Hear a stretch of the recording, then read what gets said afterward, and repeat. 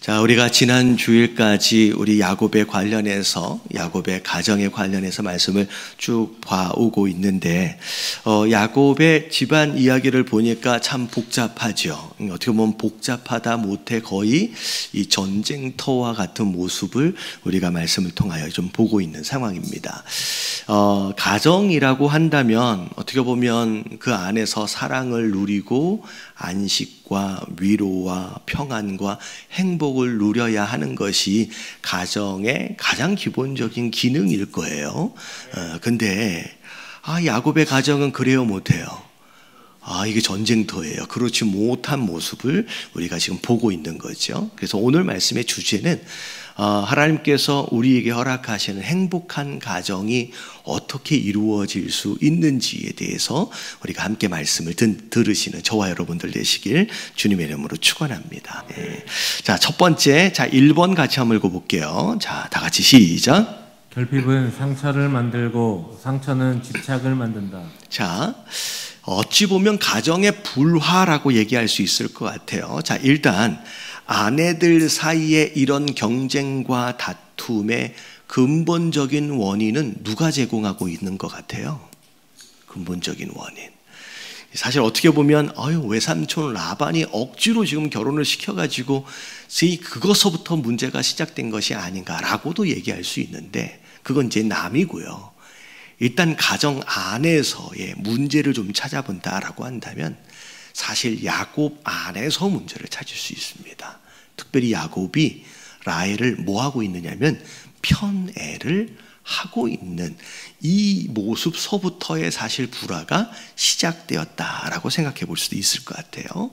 자, 그런 가운데 우리가 이 야곱에 대해서 깊게 생각해 볼 필요가 있어요. 야곱에 대해서. 자, 사실은 야곱은 어린 시절 자라온 배경을 잘 들여다보면요, 사랑의 굶주린 자입니다. 자, 이걸 전문용어로 뭐라 그러면 애정 결핍이라고 얘기해요. 자, 누구로부터의 사랑이 결핍되어져 있냐면 아버지로부터 오는 사랑에 결핍되어져 있는 자예요. 자, 그런 근거를 쭉 설명을 좀 드릴게요. 자, 일단 이삭, 야곱의 아버지였던 이삭은 누굴 더 사랑했어요? 에서를 더 사랑했습니다. 자, 에서를 더 사랑했어요. 이 이삭의 편애의 증거들이 어디에서 많이 보이냐면 이 이삭이 이 에서를 축복하려고 했을 때의 그 사건을 잘 들여다보면, 자, 보세요. 이삭이 에서를 축복하려고 해요. 축복의 내용을 보면 어마어마한 축복을 합니다. 근데 이런 축복을 할 때, 자, 딱 누구에게만 얘기해요? 이삭이 에서를 축복하려고 할 때, 야, 너 음식 준비해가지고 와. 내가 좋아하는 거 알지? 너 그거 잡아가지고 오면 내가 축복해줄게. 아들을 축복하려고 하면서, 자, 이 이삭 아버지는 누구만 얘기해요? 에서에게만 얘기합니다. 아들이 많지도 않아요. 딱 둘이에요. 둘인데, 이 어마어마한 축복을 하려고 하면서 에서에게만 얘기하고 야곱은 아예 생각도 안 해요. 그러니까 야곱은 아들인데 아들로 거의 치지도 않는 생각 밖에서의 존재인 거예요. 그러니까 이삭 마음 가운데는 장자 누구밖에 없어요? 에서밖에 없는 거예요. 그리고 나중에 보면 이 엄마가 이제 들어요. 이제 그 얘기를 듣고, 네가 축복을 받아야 돼. 그래서 변장이라도 해가지고 그렇게라도 들어가야 돼. 라고 얘기를 합니다. 근데, 자, 그때 야곱이 했던 내용을 보면 창세기 27장 11절 말씀 잘 보세요. 야곱이 그 어머니 리브가에게 이르되 내 형 에서는 뭐가 많은 사람이다? 털이 많은. 근데 나는 매끈한 사람입니다. 이게 곱상하게 생긴 거예요, 야곱은. 근데 형은 털이 많아요. 근데 12절을 보면 아버지께서 나를 뭐 하실진데? 만지실진데. 자, 아들을 키워보신 분들은 느낄 거예요. 제 아들이 지금 8살, 그런데 이제 벌써부터 만질라 그러면, 이래. 여러분, 10살만 되면 아마 아빠가 만지는 걸 싫어할 겁니다. 이 아들들은요, 이게 만지는 거 별로 안 좋아해요. 근데 지금 사냥을 하러 다니는 큰 아들 에서인데 이 이삭은 에서를 만나면 항상 뭐 했단 얘기예요? 만졌단 얘기예요.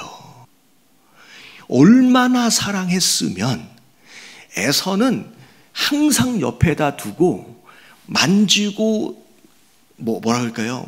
그러니까 우리 이런 표현이잖아요. 물고 빨고 막 그런 거 있잖아요.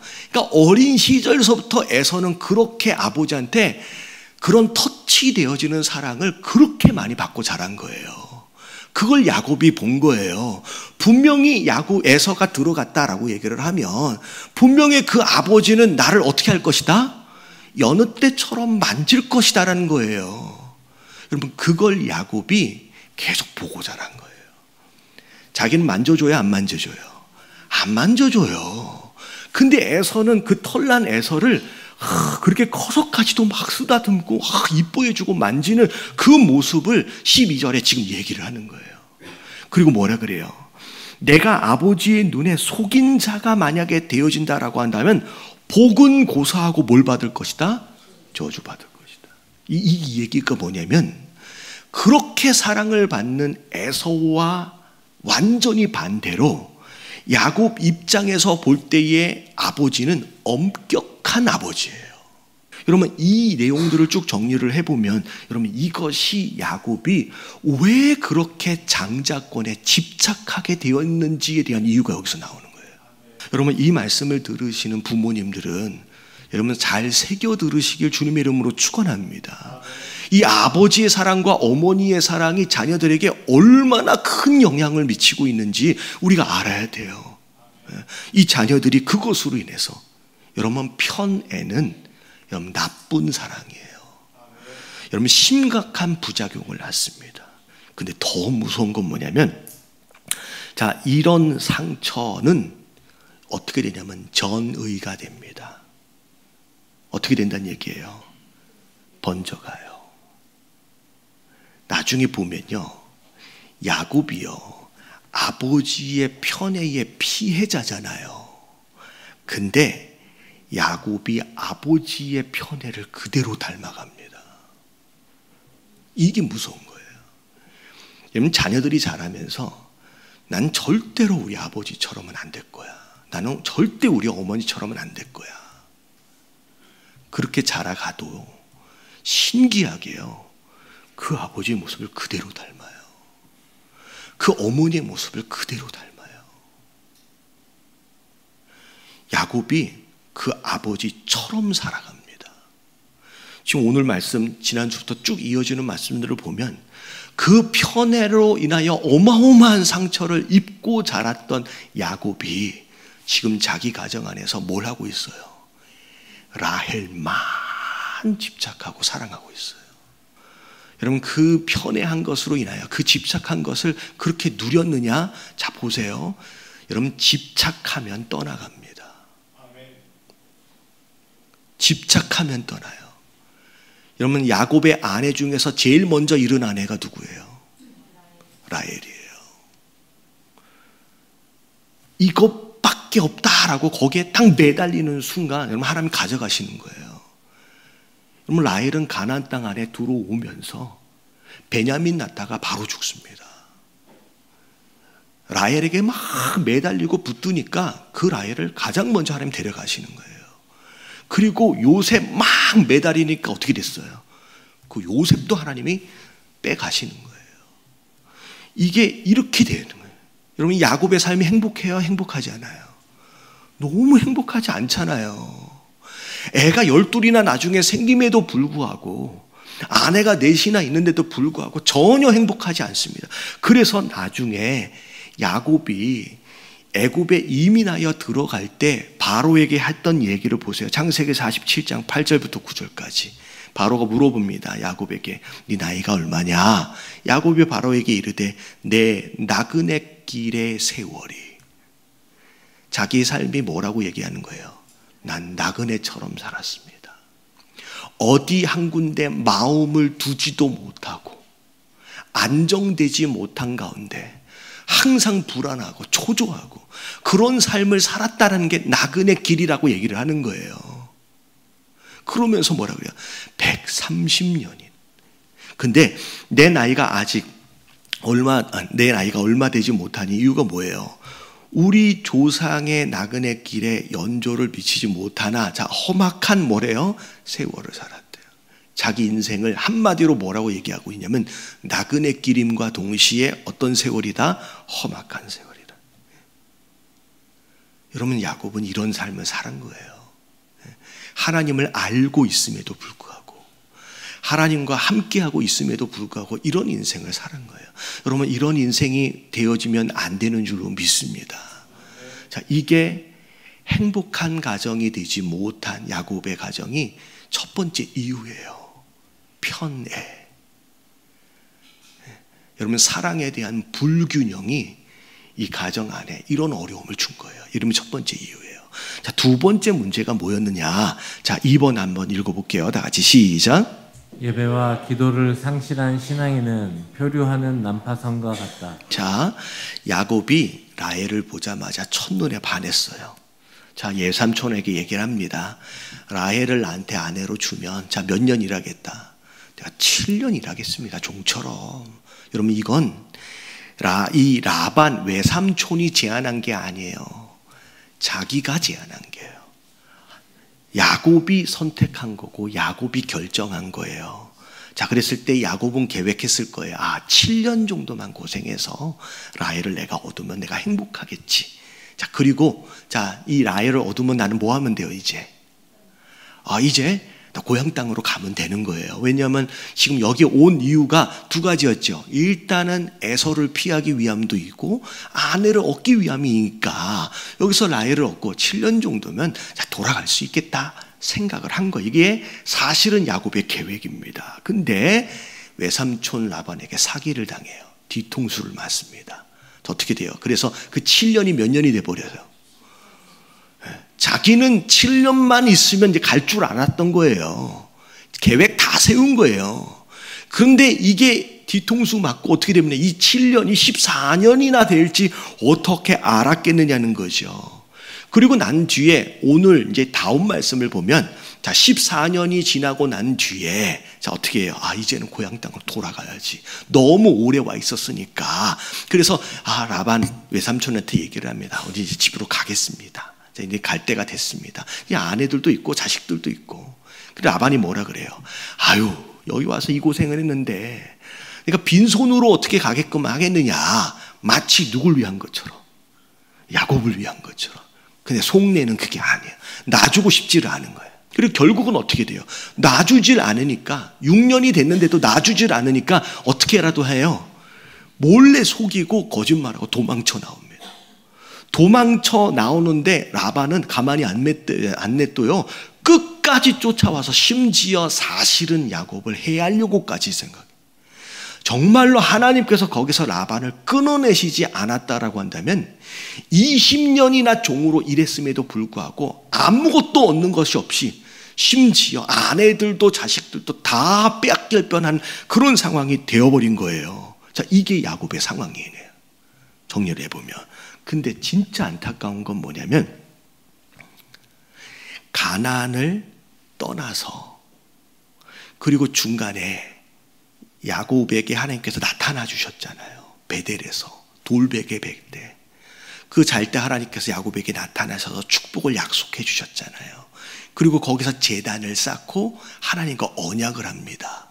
근데 그때 이후로 20년 동안 그 어디에도 야곱은 하나님 앞에 제단을 쌓은 흔적이 있어요, 없어요?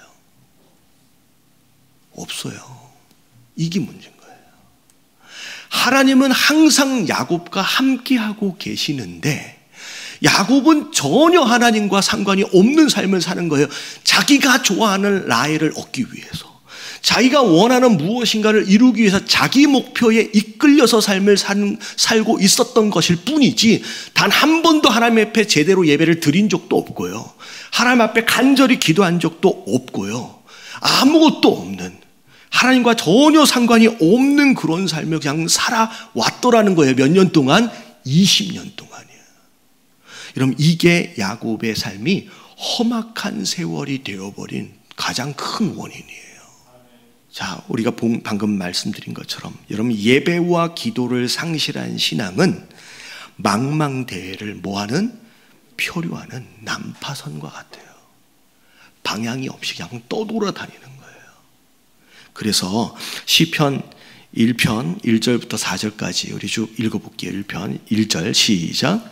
복 있는 사람은 악인들의 꾀를 따르지 아니하며 죄인들의 길에 서지 아니하며 오만한 자들의 자리에 앉지 아니하고. 자, 누가 복 있는 사람이냐? 자, 아무데나 가 있으면 안 되고 아무거나 따라가면 안 돼요. 근데 중요한 게 2절이에요. 다 같이 한번 읽어볼게요. 시작. 오직 여호와의 율법을 즐거워하여 그의 율법을 주야로 묵상하는도다. 여러분, 2절을 한마디로 얘기하면, 한 단어로 얘기하면 예배입니다. 하나님의 말씀을 즐거워하고요, 그 하나님의 말씀을 주야로 묵상하는 자. 여러분, 이게 예배자의 모습이에요. 말씀이 이 안에 있는 거예요. 그리고 그 말씀에 인도하심을 받는 사. 그런 사람은 자, 어떤 삶을 살아요? 시냇가에 심은 나무처럼의 삶을 사는 거예요. 네. 여러분, 이곳저곳 떠돌아다니면서 안정하지 못하고 불안하고 초조한 게 아니라 뿌리를 내리는 삶을 사는 거예요. 여러분, 이런 삶을 사시길 주님의 이름으로 축원합니다. 여기 만족하지 못하고, 저기 만족하지 못하고 떠돌아다니는 나그네. 여러분, 그게 아니에요. 든든하게 뿌리를 내려서, 그리고 시냇가 옆에 심겨져 있어가지고 모자람이 없이 풍부하게 채워지는 그런 안정된 삶을 살려면 예배가 회복돼야 돼요. 예배 안에서 말씀의 공급을 받아야 돼요. 그래서 철을 따라 열매를 맺고 그 잎사귀가 마르지 아니함 같으니 그가 하는 모든 일이 다 뭐가 돼요? 형통하다. 여러분, 이런 복을 받으시게 되길 주님의 이름으로 축원합니다. 뭘 통하여 받는 거냐면 예배예요. 예배가 없으면 이런 복을 못 받는 거예요. 근데 4절을 보세요. 다 같이 시작. 악인들은 그렇지 아니하며 오직 바람에 나는 겨와 같도다. 악인들이란 얘기는 결국은 예배가 없는 삶이에요. 하나님과 상관이 없는 삶을 산다라고 한다면 결국 뭐처럼 산다? 바람에 나는 겨. 방금 얘기한 것처럼 표류하는 난파선처럼 방향도 없고 아무것도 없는, 그냥 떠돌아다니고 여긴가 저긴가, 여러분, 그런 나그네의 삶, 험악한 세월을 살게 된다라는 거예요. 여러분, 깨달아지시길 주님의 이름으로 축원합니다. 어떻게 20년 동안 단 한 번도 예배가 없이 그렇게 살아가느냐. 한 번도 기도하지 않아요. 야곱의 삶을 보면요, 단 한 번도 야곱이 먼저 하나님을 부르짖은 적이 없어요. 베델에서 하나님께 부르짖었습니까? 아니잖아요. 베델에서 또 하나님 먼저 찾아가 주셨어요. 그리고 나중에 야복강가에서, 자, 야복강가에서 하나님이 먼저 찾아가 주십니다. 먼저 찾아가 주시기 전에 자기가 먼저 하나님께 나아본 적이 없는 야곱의 삶은 그냥 험악한 세월이 되는 거예요. 여러분, 예배자가 되어지시길 주님의 이름으로 축원합니다. 네. 자, 그러면 이제 어떻게 해야 되느냐? 자, 3번 같이 한번 읽어볼게요. 시작. 길을 잃은 양에게는 지도가 아니라 목자가 필요하다. 자, 치유되지 않는 상처는 또 다른 상처를 만들어요. 그리고 그것이 우리 자녀들에게까지 전이됩니다. 그리고 야곱처럼 인간적인 목표나 욕구에 이끌려가는 삶은 결국 길을 잃어버립니다. 근데 중요한 건 뭐냐면 길을 잃어버린 양은 사단이 가만히 두지 않아요. 어떻게 해서든 넘어뜨리려고 합니다. 어떻게 해서든 잡아뜨리려고, 어떻게 해서든 물어 뜯어가지고 죽이려고 하는 게 사단의 계략이에요. 자, 그럼 여기서 어떻게 해야 되느냐? 여러분, 길을 잃어버린 양에게 필요한 건 지도가 아니에요. 자, 이 얘기가 뭐냐면, 여러분, 예배를 드리고 교회를 오는 가장 근본적인 이유와 목적은 내가 어떻게 해야 행복한 삶을 살지에 대한 방법을 깨닫기 위해서, 배우기 위해서 오신 게 아니에요. 자, 잘 들으세요. 여러분, 교회에 나오는 이유, 예배를 드리는 이유는 내가 어떻게 해야 행복할 수 있을지에 대한 방법론을 배우기 위하여 오신 게 아니에요. 여러분, 우리가 길을 잃은 이유는 지도가 없어서 길을 잃은 게 아니라, 자, 누굴 놓친 거예요? 목자를 놓친 거예요. 여러분, 우리가 행복하지 못한 이유는 목자와 함께하고 있지 않기 때문이에요. 여러분, 깨달아지시길 주님의 이름으로 축원합니다. 교회에 와서 설교를 들으면서 뭘 배우려고 하지 마세요.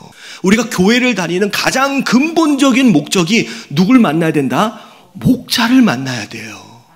그래야 길을 찾고요. 그래야 행복해지는 거예요. 그래서 시편 23편 1절부터 보면 여호와는 나의 목자시니 내게 뭐가 없대요. 여러분, 양에게 있어서 부족함이 없으려면 자, 누굴 만나야 돼요? 목자 대신 예수 그리스도를 만나야 되는 줄로 믿습니다. 여러분, 예수님을 만나야 부족함이 없고 예수님을 만나야 행복해지는 거예요. 여러분, 깨달아지시길 주님의 이름으로 축원합니다. 여러분, 말씀을 통하여 여러분들이 예수님을 만나고 계셔야 돼요. 네. 그리고 그가 나를 푸른 풀밭에 누이시며 쉴만한 물가로 인도하시는도다. 어디가 푸른 풀밭인지 쉴만한 물가인지를 지도를 보라는 얘기가 아니에요. 그냥 그 목자가 인도하시는 대로 가래요. 그러면 그 자리가 뭐가 돼요? 푸른 풀밭이 되고요. 그분이 인도하시는 대로 가면요, 거기가 쉴만한 물가가 되는 거예요. 자, 3절 읽어볼게요. 시작. 내 영혼을 소생시키시고 자기 이름을 위하여 의의 길로 인도하시는도다. 여러분, 그분을 만나야 내 마음에 소생한다, 죽어가는 것이 살아나는 거예요. 의의 길로 주님께서 인도하신대요. 4절을 보니까 내가 사망의 음침한 골짜기를 다닐지라도 심지어 그분과 함께해도 어려운 일 만난다는 얘기예요. 사망의 음침한 골짜기, 와, 여기서 내가 죽지는 않을까 싶은 그런 상황들을 허락하실 때가 있다는 거예요. 근데 그럼에도 불구하고 내가 해당함을 뭐하지 않는다? 두려워하지 않는데. 왜? 주의 지팡이와 막대기가 나를 안위하시니까. 지팡이와 막대기, 여러분, 지팡이는 나를 이끌고 가시는 거예요. 지팡이. 근데 막대기는 남들이 맹수가 올 때 때려잡는 거예요. 막대기로. 그러니까 나를 보호해 주시고 나를 지켜주시는 그 목자의 지팡이와 막대기가 나를 안위하고 계시니까 내가 두려워할 게 없다는 얘기예요. 심지어 5절 다 같이 시작.